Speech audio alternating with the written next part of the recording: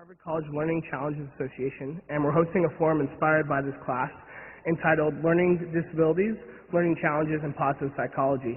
A lot of students on campus are registered with learning disabilities, and even more have learning challenges, which can include a difficulty studying or chronic procrastination. Also, a lot of learning disabilities are associated with higher rates of depression and low self-esteem. So in this forum, we hope to ask questions like, how can we think positively about learning disabilities, and how can we use positive psychology to further explore this field of study? All are welcome, whether you have a learning challenge, or your friend does, or you just have a tough time studying, or you're just interested.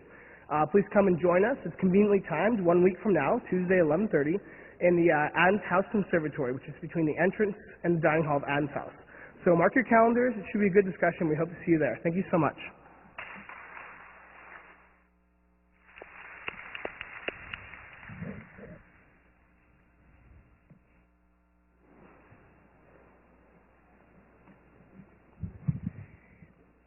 My name's Holly, and I'm the president of an organization on campus called the Leadership Institute at Harvard College. And Dave and I wanted to just quickly mention what the club does. One of our founders actually is one of your TFs. John Duchin over here helped get the group started a few years back. So very briefly, the club has 4 main programs, all aimed at promoting leadership on campus. We have a development program where we bring in speakers to work on workshops and interactive seminars to help all of us on really useful skills like running a meeting and negotiation and public speaking. They're all free and open to all undergraduates. We also enable collaboration between student presidents, chief editors, captains on campus through luncheons and discussion forums. We have an outreach program where we train Harvard undergraduates as instructors for a leadership curriculum, and we run a 1-year program on Saturdays with middle school students here in Cambridge. And lastly, we're starting a student leadership-focused magazine that will be distributed in the future. Hey guys, my name is Dave Zivaldi. I'm the Leadership Development Initiative Director at the Leadership Institute. I'm here to give you a little bit of an idea of what's in store for the fall. First of all, we have the President's Forum, which is a banquet that brings together students from all across student leaders from all across the campus to discuss their own experiences with leadership and the challenges related to that. Afterwards, we have our very first magazine coming out, which is pretty exciting. It'll have a lot of articles about leaders that we've hosted at past events and their own experiences with leadership. We have a lot of other events following that, as Holly had mentioned before, with negotiations and a lot of public speaking events in store. If you'd like to know more, you can just Google Leadership Institute at Harvard College, and you should be able to find our website. Thank you for your time, and I hope to see you at some of our events next year.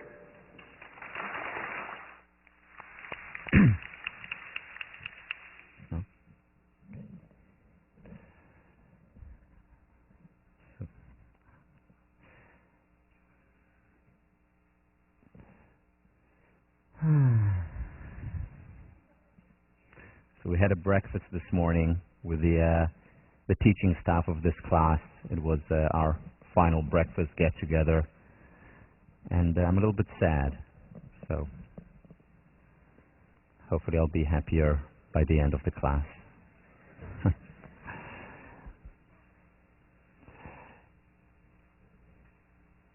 Today we'll finish up on self-esteem, and the next time is the last time we meet, for this semester at least, and I'll summarize what we have done, where we have been, and all the places that we will go.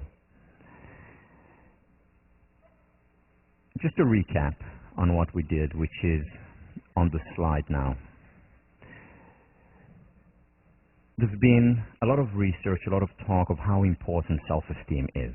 And it is important. There's research suggesting that it's connected to our well-being, to our success, that it's inversely related to crime, substance abuse, unhappiness, anxiety, depression. So self-esteem is important, we know that. However, not all was well in self-esteem land, as we discussed last time.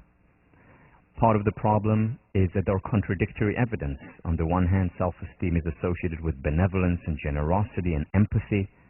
On the other hand, high self-esteem has been shown to be associated with hostility, lack of cooperation, defensiveness. There's also misunderstandings about how self-esteem affects performance, how it affects happiness, and where that comes from, the paradox of self-esteem. Sometimes we feel like we're doing so well, we're getting so many accolades, our self-esteem increases, only to go back to its base level, only worse, because now we have to do even more to come back to our base level of self-esteem. Have to get more accolades, more achievements. Nothing is enough anymore. So there are these contradictory evidence of where self-esteem comes from and its consequences. And one of the ways to explain it is by drawing on the work of people like Maslow, people like Nathaniel Branden, people like Carl Rogers, Rollo May, Lovinger, to see how we can perhaps break down self-esteem into its components.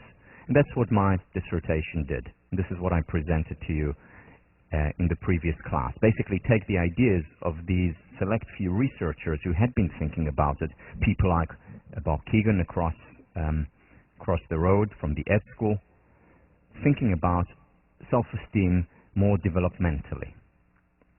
And I presented the epigenetic model. Epigenetic, once again, meaning that one level has to be fulfilled, or at least partly fulfilled, before we can go to the next level. And the three levels are dependent self-esteem, independent self-esteem, and unconditional self-esteem.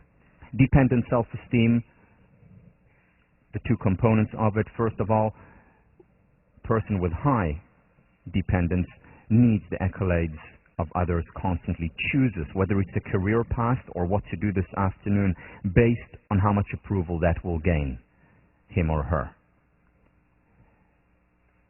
Person with dependent self-esteem, when it comes to competence, always compares him or herself to others. Am I better or am I worse? Superior or inferior? Independent self-esteem is self-esteem that's contingent on the self. In terms of how I evaluate myself, it's my internal voice that's speaking. In terms of how my levels of competence are determined, it depends on how much I've improved, how much better I've gotten, how much I feel that I have fulfilled my potential. That's independent self-esteem, not contingent on what other people say or think. Unconditional self-esteem is the highest level. The level that Maslow would talk about is self-actualization. What David Schnark talks about as differentiated, or at the level of being known rather than desiring to be validated. Unconditional self-esteem is when our self-esteem is high enough, we feel good enough about ourselves not to be concerned with evaluation of others or even with self-evaluations.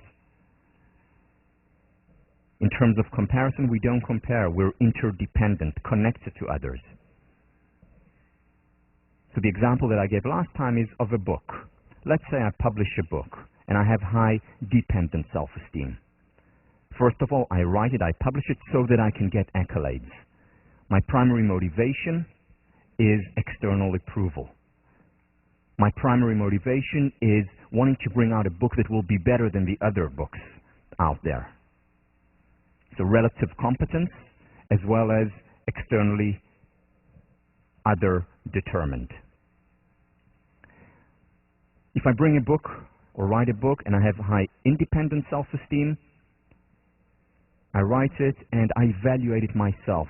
This is good work, or this is not so good, needs improvement. In terms of comparison, I compare it to myself. I've improved a lot since I started writing. This book is actually better than my previous book. My work is becoming more authentic, more real. That's independent self-esteem evaluation. Unconditional self-esteem, the highest level that we know of, write a book, and I'm not concerned about evaluation of whether it's good or bad. Of course, I want it to be better and better, but that doesn't affect how I feel about myself. I simply exist. I write the book. I'm in a state of flow, experiencing the experience. In terms of whether it's better than others or better than I've written, it doesn't matter. What I'm happy about, what makes me happy, is bringing a good book into existence. And I would be as happy if someone else wrote the book. I'd be as happy or happier if someone else wrote a better book that can help others more. The important thing to understand about this model, the three levels, is that we all have all three basically from a very young age. It's not that the Dalai Lama or Mother Teresa or Nelson Mandela or Margaret Mead, the people whom we know are self-actualized. It's not that they don't care about what other people say. However, they're most of their lives, most of the time, self-determined. Do what they believe in. Feel a sense of connection to others. Want to make the world a better place. But it's not that they don't care. It's not that they don't evaluate themselves relative to themselves or relative to others. That's part of human nature. My error when I started with this research was that I said to myself, okay, I just want to have independent. And later when I understood what unconditional self-esteem was, I said, I want to have unconditional self-esteem. And I situated those two on the good side, and dependent self-esteem, bad. And what then happened, it only intensified my dependency on others. Because when we fight nature, nature fights back, and we can't win. You know, it's like going back to the second class. If I say to myself, Tal, don't be nervous, don't be nervous, don't be anxious, what happens? The pink elephants begin to come out. And I become even more anxious and more nervous. Whereas where I accept it as part of my nature, let it be, permission to be human, it loses a lot of its vitality and force and control. Because then I can say, okay, yes, I care that this person didn't like my book, didn't like my class, and I accept it, it's natural, it hurts me, I would much rather that they all like it. But then I can move on and say, okay, what would be the most authentic life that I can lead? How can I be the teacher who is known as opposed to constantly concerned about validation? Active acceptance revisited. Accepting my nature and then deciding what would be the most appropriate action to take.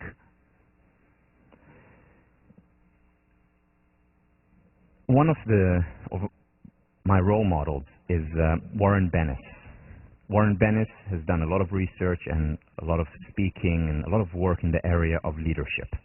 He teaches out at University of Southern California, was before that at Harvard, at MIT, and he came to Harvard Business School for 3 years. And the first year as a visiting professor, the first year I took his class, which was an extraordinary experience. The second year, when he taught it, I was his teaching assistant. And I used to work a lot with him and interact with him, and was constantly amazed by Warren. Warren at the time was 80 years old, now he's 83. Would walk into the room and the room would light up. It was his smile, his posture, his openness, his expressiveness was there about, he was interacting with people and making the other person, just by being there, feel better about themselves. And yet he was confident and strong, and what I would classify as self-actualized, as a person with very high unconditional self-esteem. And we became very close, and he helped me in many areas, most of all by just being himself, me observing him, learning from him, assimilating what he had to give the world and what he was giving day in and day out to thousands and millions of people who have read his books, who have been to his lectures, who have had the privilege of interacting with him. And one day after a couple of years that I was his TA and we were close, I said to him, Warren, how is it that you're like this? How is it that you're like this? And his response was, put his hand on my shoulder, looked at me with his calm, accepting, giving smile, and said,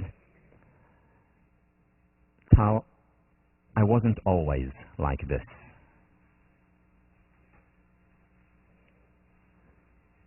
And that's where he left it. And this is what I needed to hear.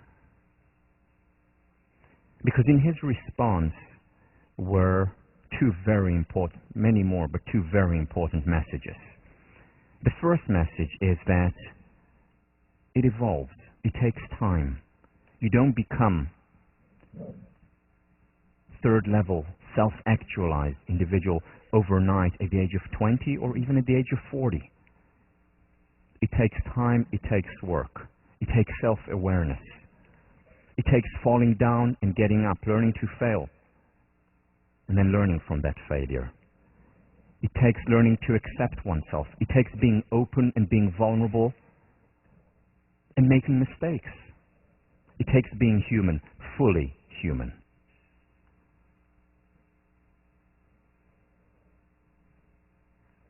I was not always like this. The second message that I got from this is that Warren was genuine. He was real. He didn't say to me, oh, Tal, stop. Oh, not really. Come on. Thank you. But no. He was real. He knows his worth. He's confident. There was no false modesty involved, and it reminded me that when I started thinking about self-esteem and the true meaning of self-esteem, as you read in Brandon's work. By the way, he and Nathaniel Brandon are good friends. When I started reading Brandon and I realized what real self-esteem was about, I realized that people with high levels of self-esteem are modest. They don't have the need to show off. You know, arrogance, narcissism is the exact opposite of self-esteem.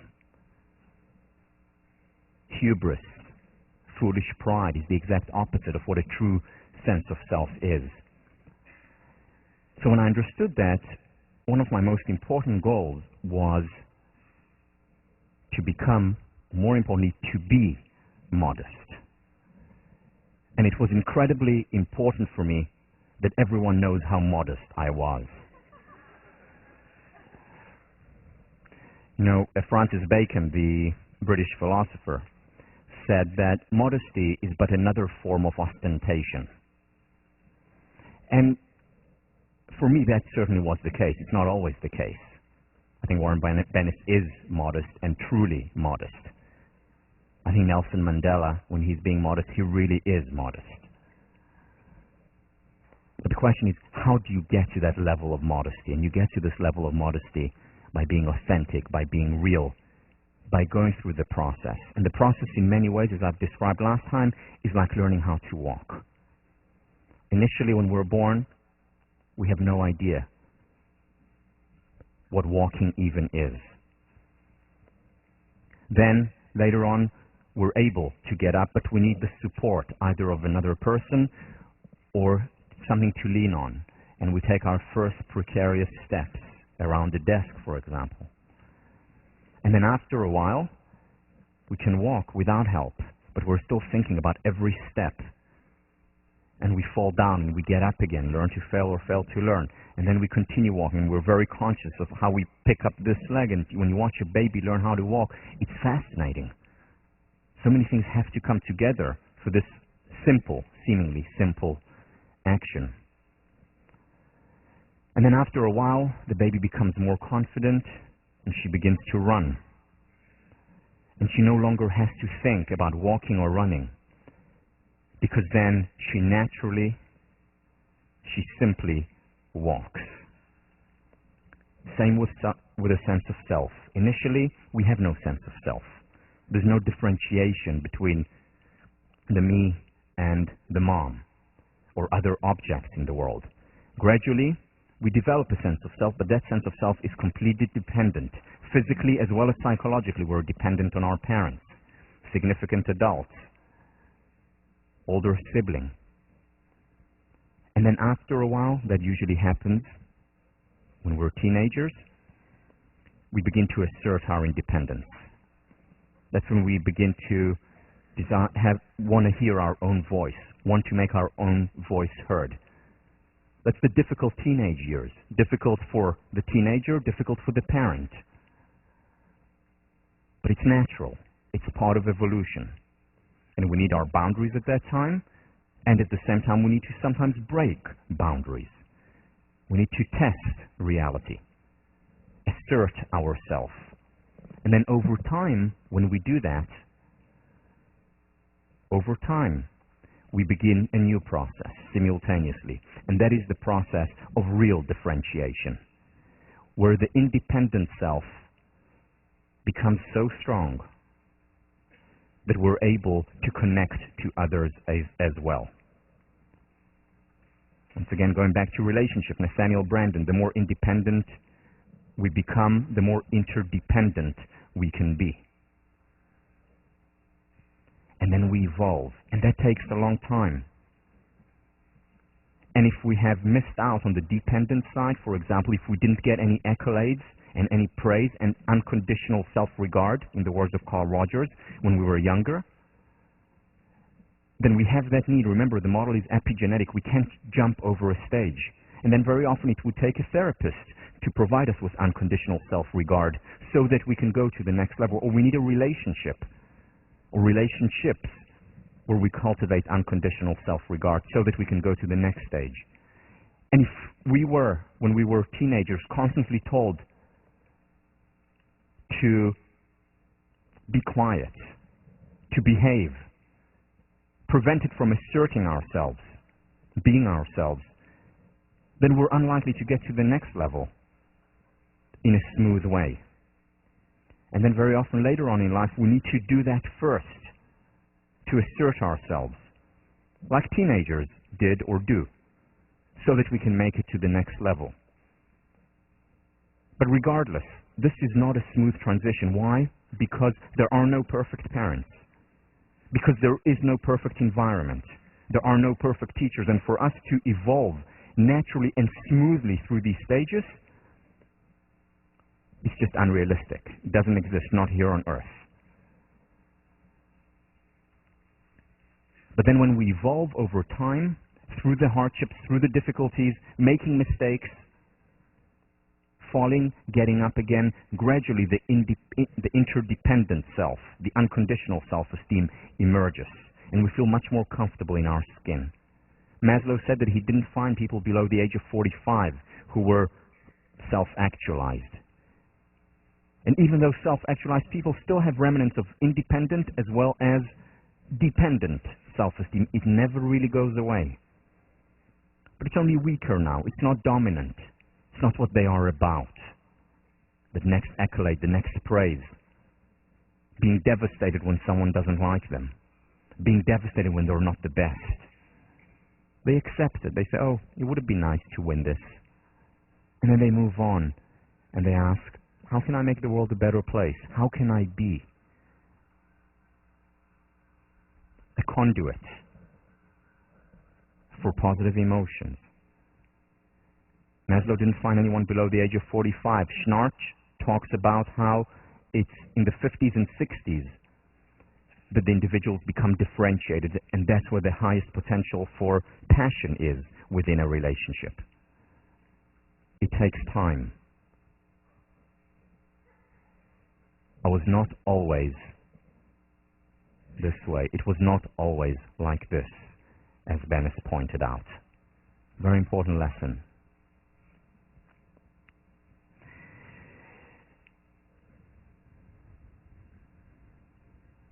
Many people ask about the universal nature of this theory because, independence is very much or individualism is very much a Western construct, or American, Western European construct. You go to Africa, very different. The concept of we, of a group, is much more central to who they are. You go to Asia, the concept of the we, collectivism, the group, is much more central to who they are. So what about other areas? Is this a Western-centric theory? And the answer is not necessarily. You see, if our goal is to become fully actualized, or to strive toward that, to be in the process of becoming a person, in the words of Rogers, then that final stage of interdependence is the same in all cultures. All cultures value it, and they value it just the same. The process may look different for a person in Japan than for a person in the United States, for a person in Israel or Egypt compared to a person living in Zimbabwe. The process may look different. However, it will have many similarities. Remember, I talked about the Dalai Lama in the third class or so, who said that one of the problems that he sees in Western psychology is that we focus too much on cultural differences. And again, Dalai Lama is extremely sensitive culturally. But he says there are differences, we need to study them. At the same time, we need to study even more so the similarities, that which brings us together, that unites us. And there are a lot of similarities. And hopefully soon there will be more and more research on this topic, applying it to different cultures and tweaking it and seeing how it relates outside the Western tradition. Because most of the research that I'll mention in a minute has been done in the United States, some of it in the UK. It'll be interesting to see what that process looks like elsewhere. But at its core, it is much more similar than different.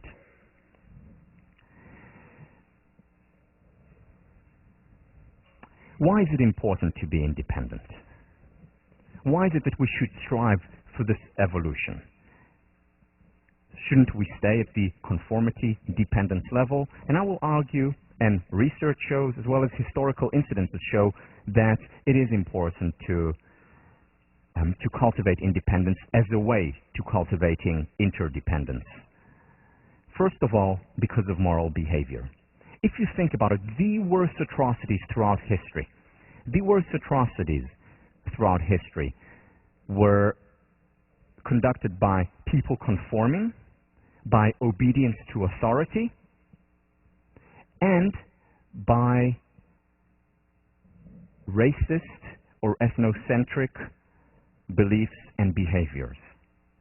Now look at these three things that obedience to authority. A person with high dependent self-esteem is much more likely to be obedient to an authority figure. Why? Because he or she seeks accolades, they seek approval, they don't feel strong enough themselves, they need that very charismatic leader to tell them, oh, you're fine, you're okay, you're superior. Because that's what their sense of self is dependent on. Because we're much more likely to conform to what a group is doing if we need constantly the accolades of that group. You think about the Milgram experiments, you think about Asch experiments. Those of you who've taken Psych 15 or Psych 1. You think about racism. What is racism? Racism is about comparison and wanting to assert superiority on the basis of some external factor. In other words, I'm not good enough as I am. In order to prove how good I am, I have to compare myself to another. And whether I choose place of residence, whether I choose upbringing, whether I choose the color of the skin. It's about relative competence. Whereas people who are independent don't have the need, or have less of that need for comparison, as well as less of that need to conform. They're true to principles, their own principles. Now, this is not a panacea. This is not always good, because I'm sure there were also Nazis who were true to their principles. But as I'll show later in research, those who are true to their principles are more likely to follow their heart And unless their heart is damaged, and I mean that in the true sense of the word damaged, they will seek to do good. They will seek to help. Their levels of empathy will increase. And this is the paradox of empathy. It's actually when we cultivate empathy, or rather when we cultivate, for lack of a better term, and I don't actually want to use a new term, when we cultivate self-love, when we cultivate self-esteem, that's when we're most likely to be empathic and to love others. Look at the golden rule. Love your neighbor as you love yourself. What is the prerequisite of loving your neighbor? The self. You're the standard. We are the standard of how we evaluate others, because our behavior toward others very often, not always, but very often mirrors our behavior toward ourselves. So people who cultivate an independent sense of self, who have a strong self-identity, are better able to identify with others. In addition to moral behavior, better cognitive performance. You see, people who have a strong dependent self-esteem, or primarily driven by what other people say, will follow the road that has already been taken. They can potentially be great mechanics because they'll work hard for these accolades, and that's a good thing, to work hard. But they'll basically remain within the box. Whereas people who have a stronger sense of independent self-esteem think outside the box. Choose the path that hasn't already been taken. That doesn't mean that they can't walk in the path that has been taken if that is what they really, really want to do with their lives.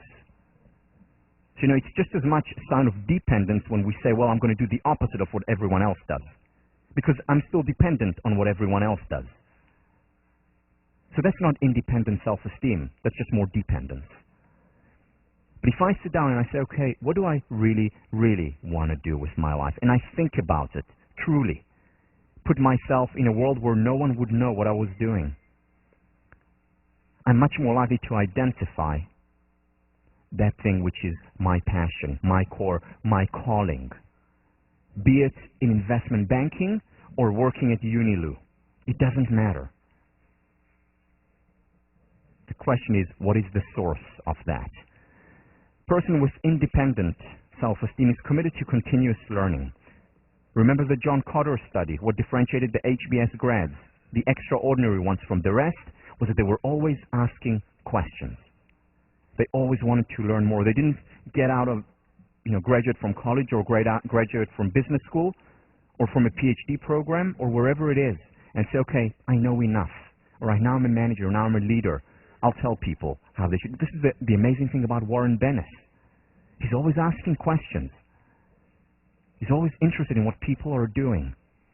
He's always learning.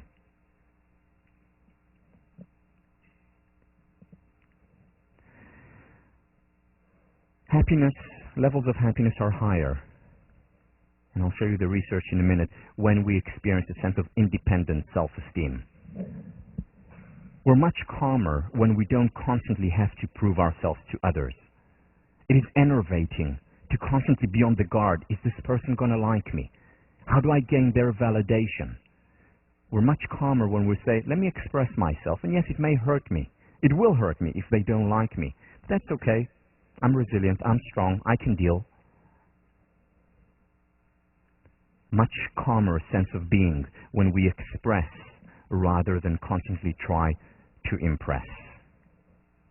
Imagine how much lighter our lives can be if when we're here or when we walk out of here, we experience this sense of being more and more of the time. Again, not perfectly, because that's not human, but more and more of the time, to just be, to exist, to celebrate our existence and existence as a whole.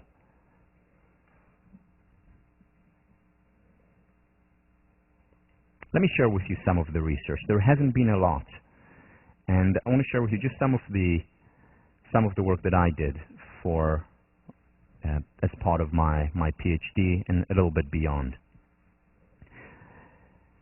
The first research that really was able to deal with the paradox of self-esteem, of how some people get so much accolade and yet their self-esteem decreases, or how some people who have high self-esteem are hostile versus others are generous and benevolent. The first research that was done was by Kernis, who back in 1995 came up with the concept of self-esteem stability. And he said what actually can predict whether a person will be hostile or generous, whether their self-esteem over time will be high or whether it will lower over time, is not self-esteem per se, but rather it's the stability of their self-esteem. And what he showed, and he followed people, for example, for a week or 2 weeks, and he would measure their state rather than trait, their state self-esteem at the time. So there were certain people who, if this is self-esteem level and this is time, there were people whose self-esteem at this point was here, and then the next day here, and then here, and then here again, and then here, and here, and here. And he measured it, let's say, 10 times. And what he wanted to see was to measure the standard deviation of this spread. How close was it? How stable was it? So this would be someone with maybe on average high self-esteem, but with a lot of fluctuations. Other people were more like this. Again, ups and downs, but sometimes large fluctuations, but overall pretty stable. Same level of self-esteem, trait self-esteem, but state self-esteem fluctuated far less.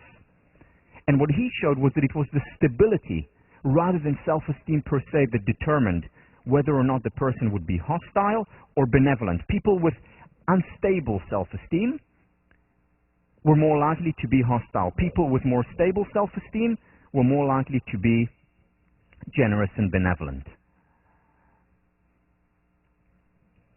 Resolving a lot of the contradictions, misunderstanding in the literature.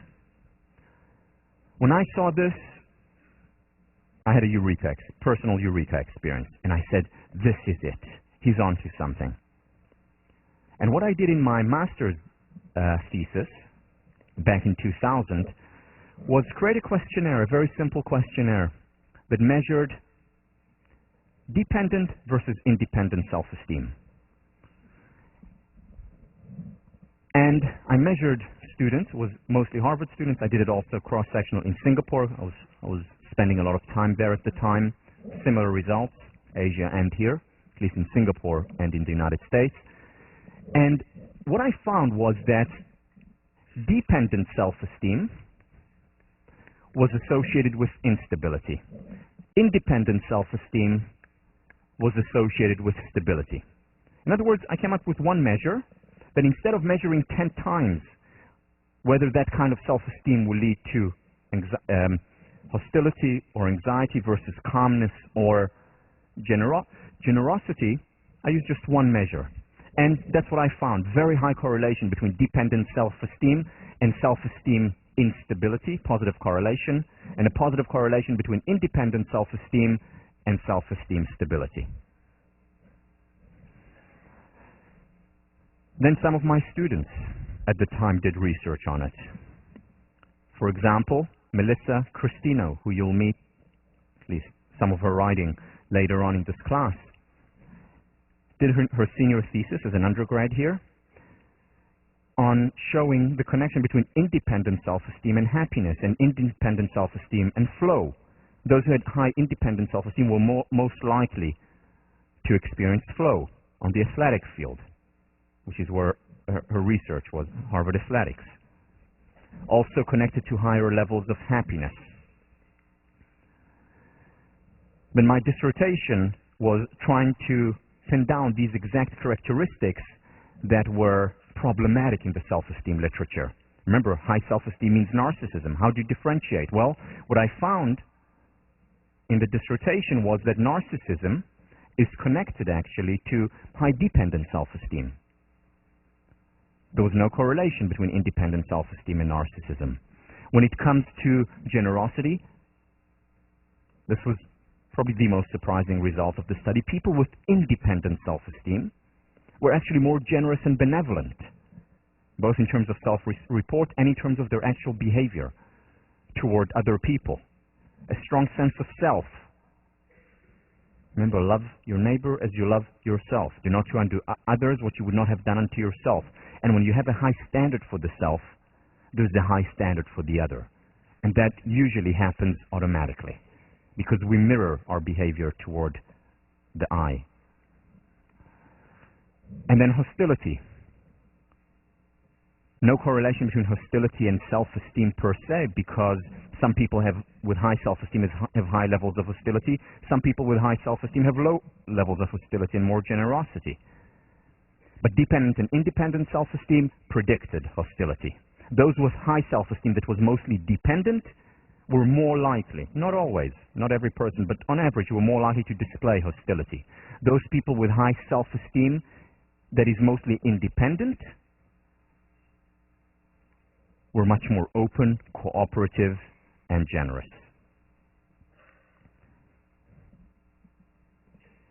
Perfectionism. Two of my students at that time, Tiffany Ignaziak and Kate Ritchie, who's a TF in this class, did fantastic work showing the connection between perfectionism and self-esteem.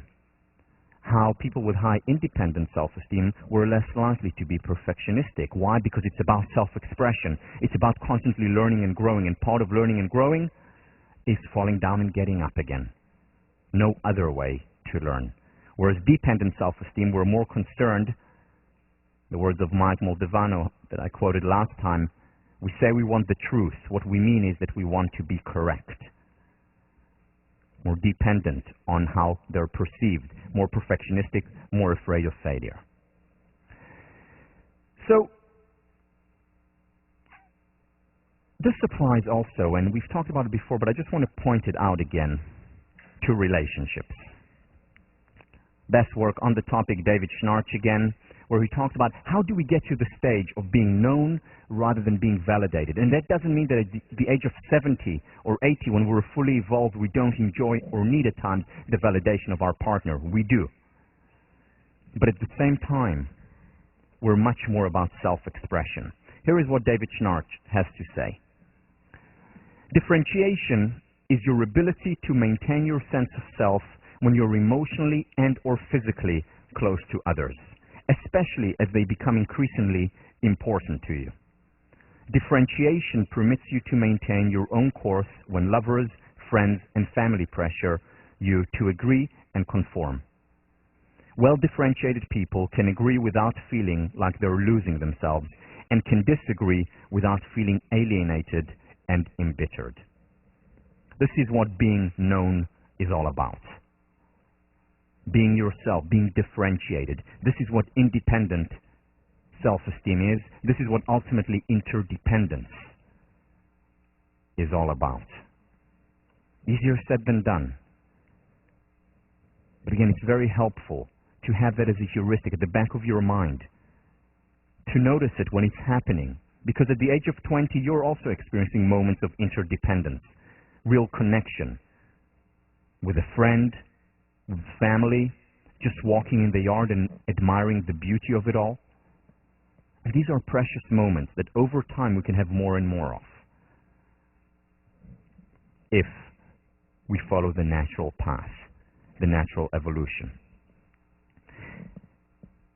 Going back to the analogy of walking, and very often when we know these, stories through history, that people were put in, shoes that were too small for them, or were not allowed to try and walk, such as very often the case was in the Romanian under Ceausescu, where people were not allowed to develop naturally. When our natural development is hindered, and it can be hindered, we don't evolve as we can. So the question is, also on the psychological level, how can we evolve as we can? And some of the tools that you learned throughout the semester, whether it was the cognitive tool of learning the permission to be human, or the tools that you can actually apply, such as keeping a journal, such as exercising, such as doing the gratitude exercise, such as meditating or doing yoga. All these things, as you'll see, are ways of becoming more self-actualized, of expediting the process. And when we expedite the process, it means that right now, right here, we're able to experience that sense of being much more often. We don't need to wait till we're 50 or 60 or 70. We can be on that healthy journey way before that. So how do we do it? How do we do it? Let me go back to the model we talked about when we discussed change. And we talked about the ABC of change: affect, behavior, and cognition. And I mentioned that the most important approach to change, the most effective approach to change, is the B, the behavior.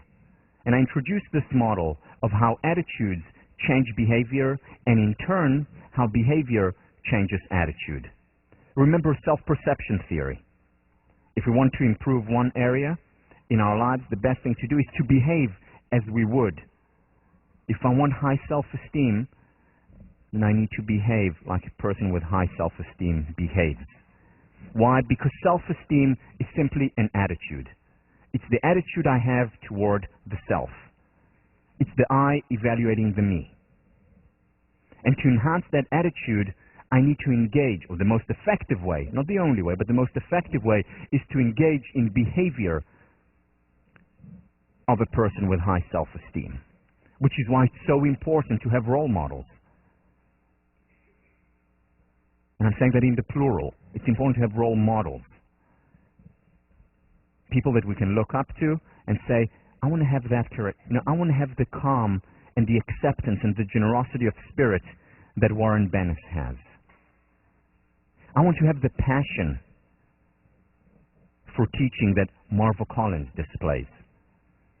And to create an aggregate of role models so that we can behave and over time achieve that attitude that we're looking for. So let me go over a few of them, of how to enhance self-esteem. We've discussed most, so this is a good summary of some of the things that we went through. First, people with high independent self-esteem, generally, as we saw before, from the research, Melissa Christina's research and others, are generally calmer. So independent self-esteem is the attitude, calm is the behavior, which also means that people who behave calmly will increase over time their independent self-esteem. And we see that in related research, on meditation, for example, on mindfulness, that as we induce more of it, our self-esteem, and it's the independent part of self-esteem, because I'm not about accolades, oh, I meditated so well today, everyone clap. It's not about that. It's about inducing calm, being centered, being myself. Or physical exercise. Physical exercise induces calm because it releases certain enzymes, certain chemicals in the body. So that over time actually strengthens our independent self-esteem indirectly, because behavior, experiencing the calm, leads to a change in attitude.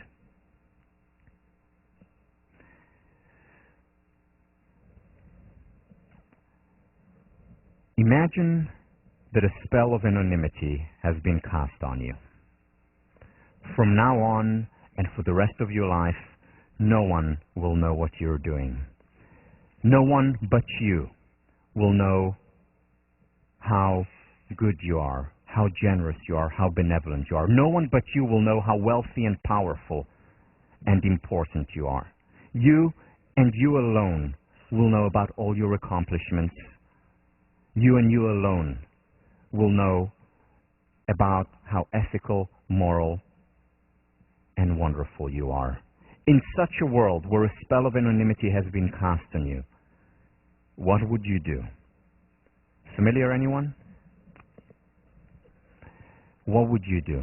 Now, as I mentioned in the response paper, this does not mean that this is what I need to do with my life, what I would do in this anonymous world.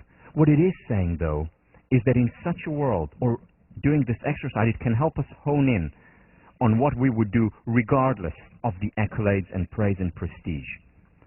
I do this exercise regularly. As you know, no exercise in this class that I assign to you is foreign to me. I do them all. I'm going through this class just as you are. And I do this regularly. And for example, when I did it as a graduate student here, my response was that in such a world, I actually would not get a PhD. I would not get a PhD because it wasn't that pleasurable to me, very meaningful, but less pleasurable to me. I wasn't that good at it. Didn't really feel like I was thriving. But I also said to myself that in our world, not in that world where no one would know what I was doing, but in a world where people know what I'm doing, I would need a PhD in order to teach at a university, which is why I continued and eventually got my PhD. I did this exercise just before I graduated, and I was thinking about different areas to pursue. And I asked myself, what would I do in such a world where no one would know what I was doing? And the answer to that was, I would teach. The answer to that was, I would not do research. That was very clear. And that's when I decided to let go of the tenure track option. Even though there was a lot of pressure on me from the outside, from people who cared about me. And they said, look, 2 or 3 articles and you'll get into a great place on a tenure track. You can do it. You know, your PhD can be published. But I knew that that wasn't the life that I wanted to lead.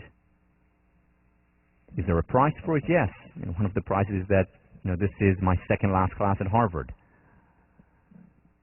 But what kind of world, what kind of life did I want to ask for myself? And that exercise helped me hone on that. What are your passions? What do you really, really want to do with your life? Where do you see yourself 10 years from now or 20 years from now? What's really important for you? What's important for you that you would do regardless of other people's approval, nods, accolades, or cheering, or disapproval, or criticism? What would you do in such a world? It's an important question to ask. People who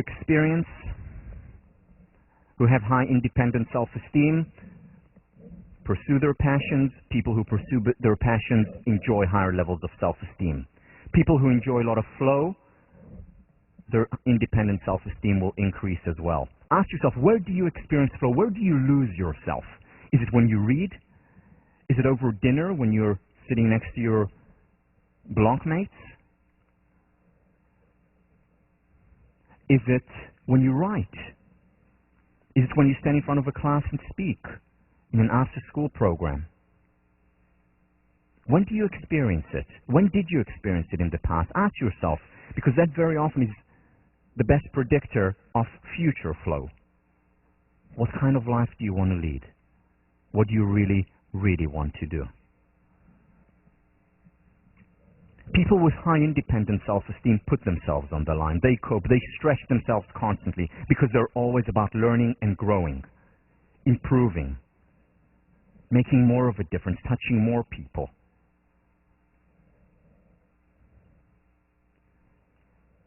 And people who cope, remember self-perception theory, people who cope over time will enjoy higher levels of independent self-esteem. Even if they fall while doing it, even if she says no 4 times, they get up again and they get stronger. And their independent self-esteem strengthens over time. The graph doesn't look just like this, the ups and downs with the spikes. It looks with the same ups and downs, but with an upward trajectory of well-being, happiness, and self-esteem. Humble behavior, genuine humble behavior. And in one of my favorite texts, and I think one of the most important texts in my tradition, Pirkei Avot, the chapters of the fathers, there's a sentence there, a proverb that I've been reading over and over again and never could understand until I heard an interpretation of a well-known rabbi, Rabbi Noach Weinberg, about this interpretation. And here is the sentence. I'm translating.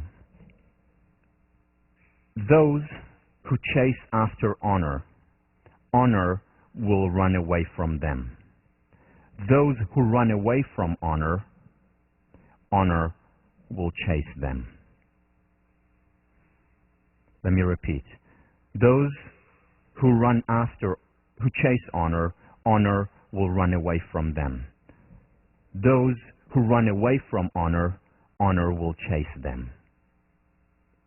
And it didn't make sense to me until I put it in the context as a result of the lecture by Rabbi Weinberg of self-esteem.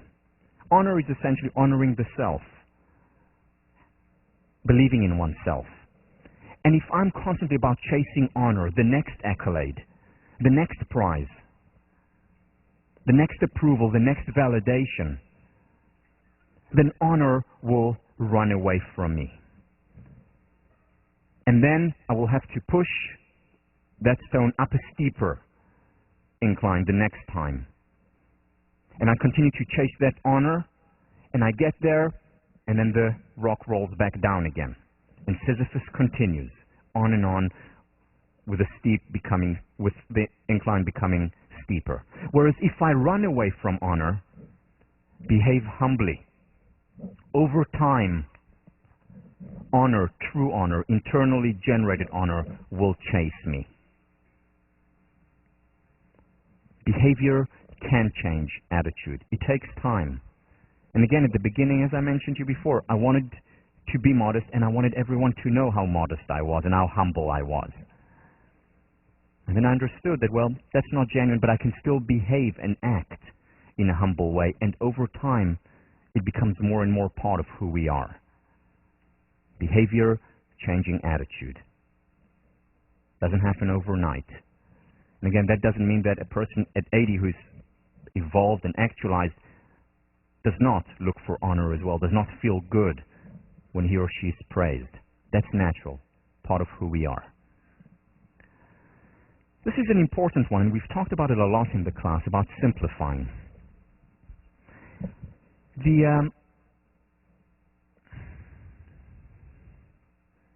I've often wondered, why is it that in a country like the United States, such an individualistic country, self-reliance, most of you read it in high school by Emerson, so much about individualism and the self, why is it that there are such high levels of conformity?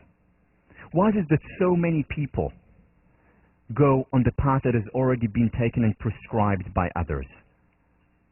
That doesn't mean that everyone who goes on that path conforms. Again, you can be highly conforming, choosing to work as a consultant or choosing to be a volunteer at a homeless shelter. You can be equally other-determined or equally self-determined. It's not about choosing a particular path.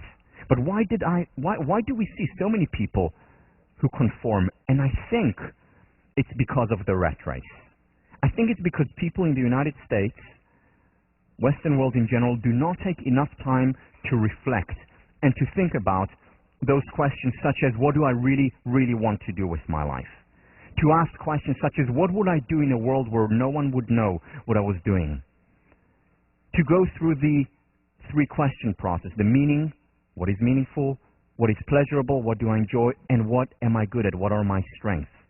To go through these questions and to ask those important questions, because when we take a step back and take the time, that's when we become ourselves, that's when we identify the path that is right for me. Let me illustrate this by showing you a stage model, and this is based on the work of Daniel Gilbert. Indirectly refers to it, his work on cognitive busyness.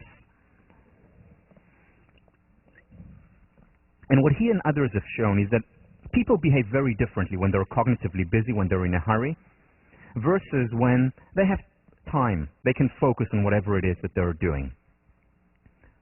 So also connected to Tim Cass's work on time affluence. So the first stage is the stage where we don't have time, where we're in a hurry, we're rushed, our reaction is automatic.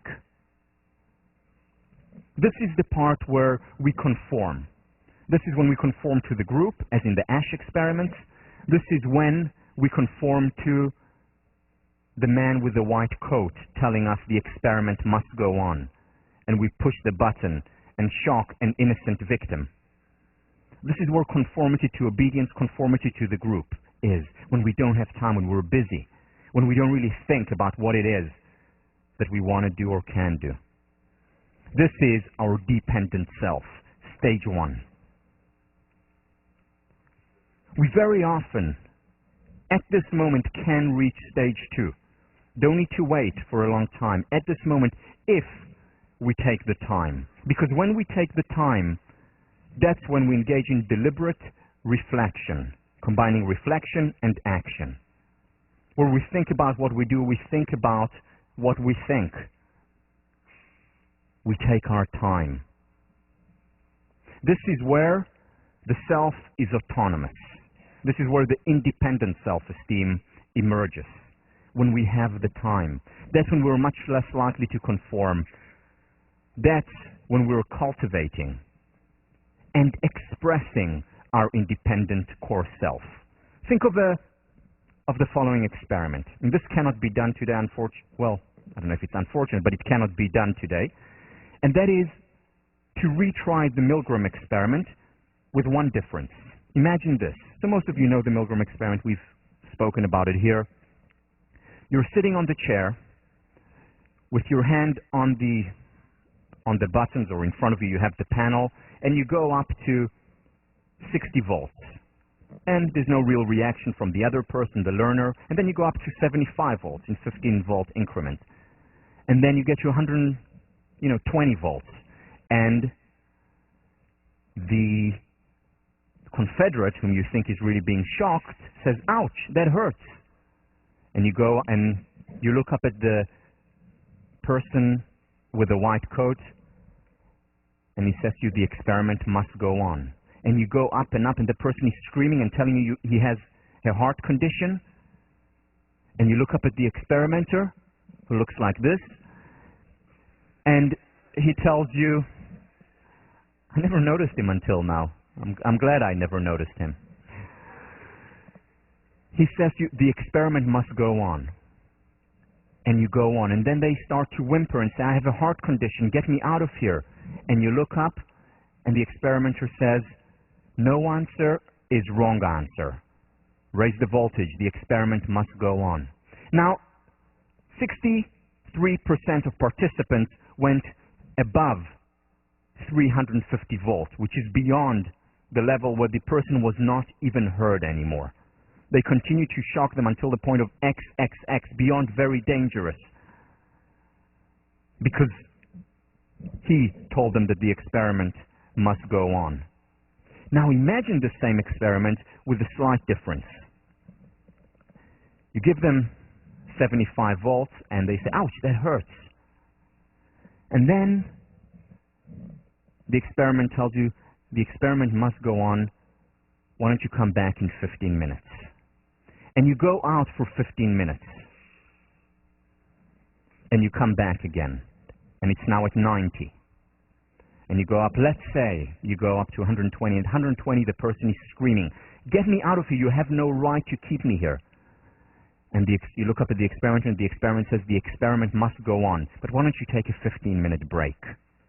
What do you think would happen if people were given 15-minute breaks between shocks? Do you think 63% would go to extremely dangerous and beyond? Probably not. Because during these 15 minutes, when they're no longer in a hot state, but rather in a cold state, the words of George Lowenstein, when they're in a cold state, they will think, "Am I out of my mind? What am I doing here?"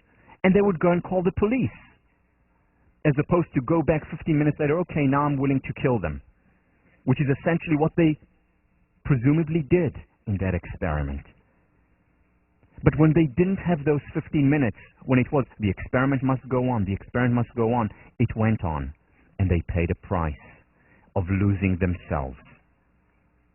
And this is what happens to us in modern life. No, not with such dire consequences as potentially could have been with Milgram, and we're not doing immoral things, as the case is with obedience to authority. But we're hurting ourselves very often because we're running around and we're conforming.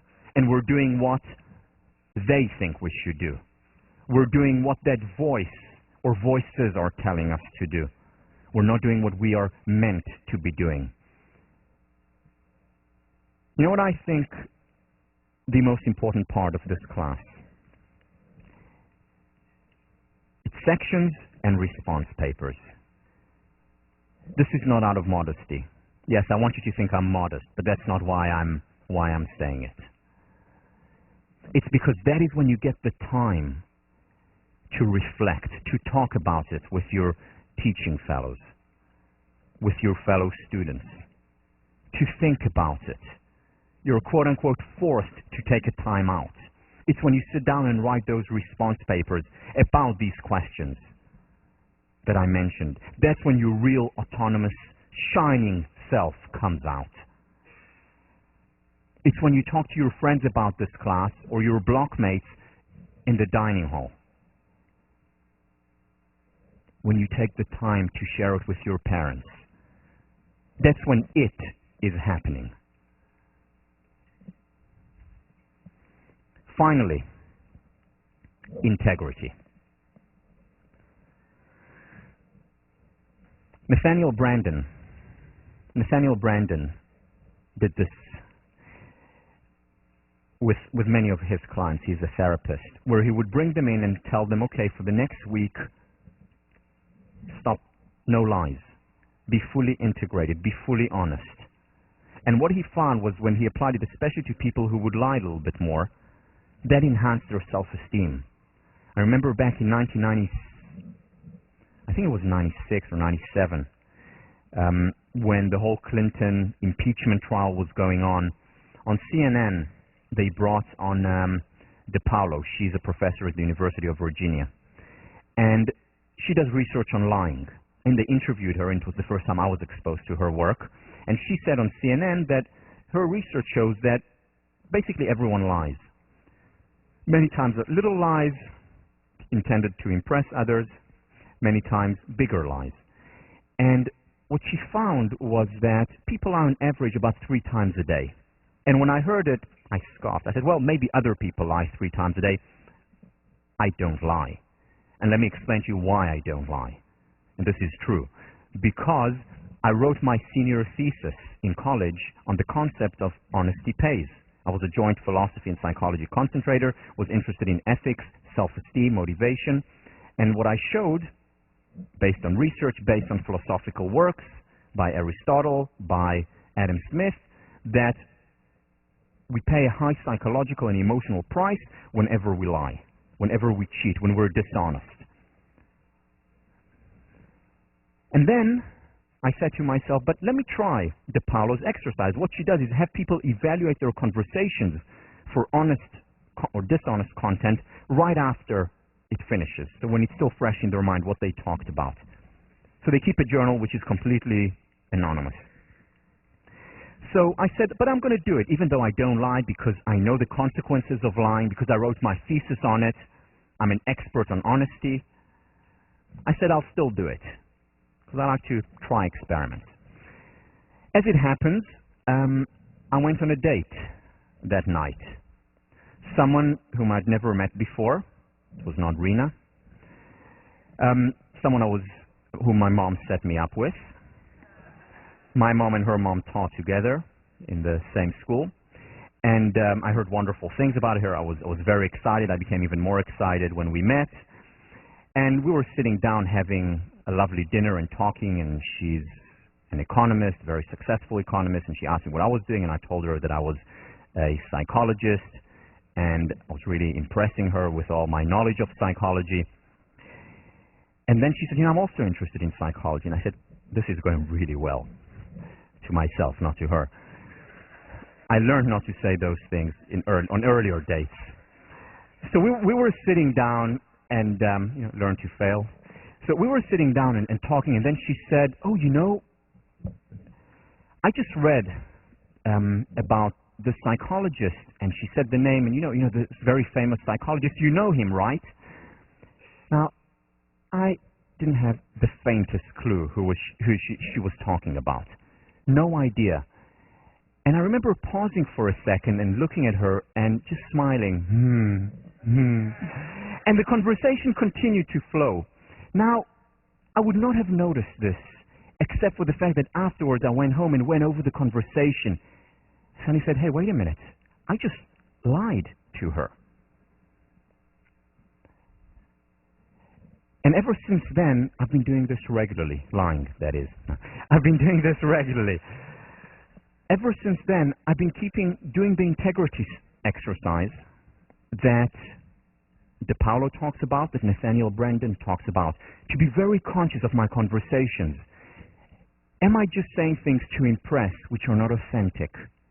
Am I having those little lies? Because you see, when we are telling the truth, the message we communicate to ourselves, the message that we communicate to ourselves is that my words are worthy, my words are important, I matter. And when we don't do that, when we tell lies, or when we're about impressing constantly, we're saying, I'm not good enough as I am. I need to be someone else so that the other person likes. I need to know that psychologist, because otherwise she won't like me. Instead of being authentic and real. Instead of being known rather than validated. And doing it and being conscious of it for a week at a time, until the behavior changes our attitude. And I begin to value my words much more. When I communicate myself, who I am, rather than try and impress others. When I assert myself, when I say no at times, so that I can simplify my life a little bit. When I say yes when it's appropriate, even if it's not the most popular yes in the world, but it's right for me. And it's about expanding it, in time as well as in space. It is starting, first of all, by myself. Why does journaling help so much? Why does therapy with an empathic therapist, why does it work so well? Because we're ourselves. We don't try and impress the therapist. After a while, we open up. We don't try and impress our journal. We are ourselves. And expanding it from our journal, which makes us feel good, to close relationships to others. From doing it one day, one conversation at a time, to a week of integrity treatment, so to speak, to lifelong. Imagine leading this life. How freed up do we feel when you no longer need to express or impress ourselves constantly, where we can just be known, where we can just be ourselves. How much lighter, how much more power, how much more integrity and authenticity will we experience, how much happier will we be. I want to end by reading you an excerpt from Melissa Christino's journal, which she cited in her senior thesis. This, of course, is with her permission. Melissa Christino was an undergraduate here, class of 2002. And this is what she writes. Your true potential lies way, way down in the depths of your soul. In the pit of your stomach, past your knowledge, beyond your nervousness, and buried under your fears and anxieties. As hidden as it may be, it is still there.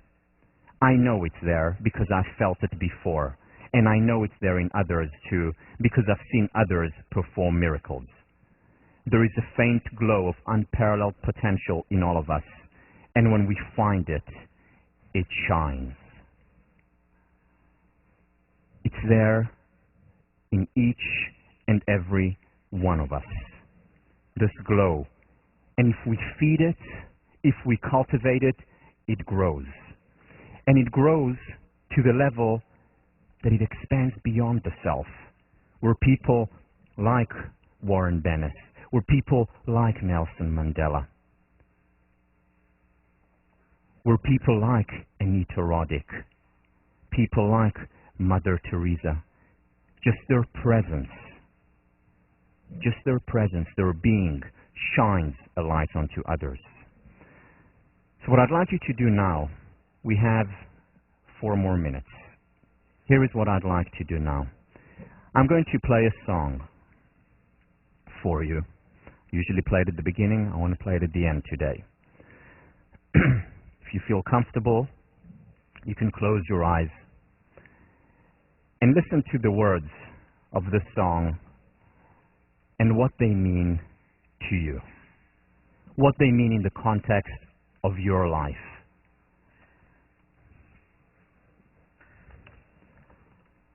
So if you feel comfortable, close your eyes and listen, really listen to the following words.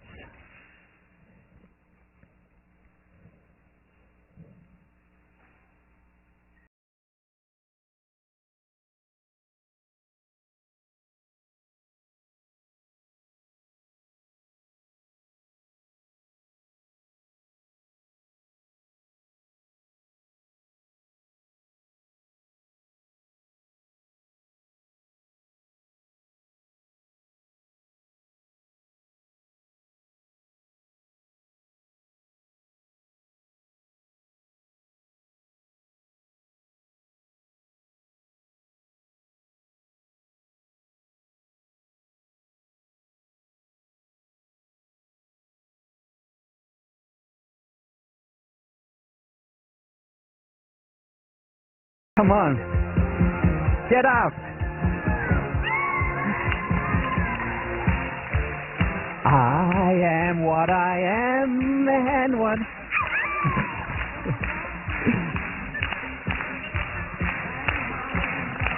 All right, let's go down. Let's join them.